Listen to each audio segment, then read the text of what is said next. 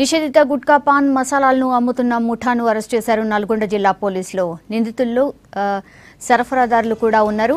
మిర్యాలగూడ కేంద్రంగా సాగుతున్న ఈ దందాలో ఢిల్లీకి చెందిన వారు కూడా ఉన్నట్టు తేల్చారు. వీరి నుంచి మొత్తం 55 లక్షల విలువైన సరుకును స్వాధీనం చేసుకున్నారు. ఉదయం మిర్యాలగూడ దగ్గరలోని అలగడప టోల్ గేట్ దగ్గర తనిఖీలు చేస్తుండగా ఈ దందా బయటపడిందని చెప్పారు జిల్లా ఎస్పీ.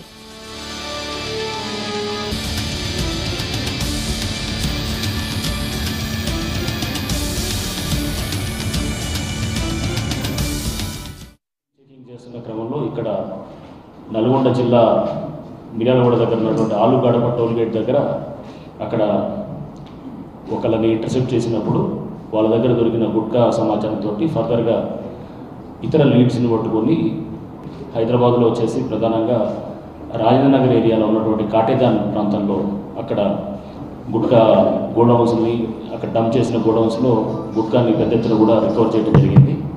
గుట్కా సీజ్ చేసినటువంటిది దాదాపు 55 లక్షల దాకా ఉంది. దీని మార్కెట్ విలువ ప్రకారం కోర్టు ఆర్డర్స్ తీసుకొని ఒక ఫుడ్ ఇన్స్పెక్టర్ సమక్షంలో దీనంతా కూడా డిస్ట్రక్షన్ చేయడం జరుగుతుంది. అదంతా కూడా వీడియో రికార్డింగ్ అయ్యి దాని తర్వాత కోర్టు కూడా సబ్మిట్ చేయడం జరుగుతుంది.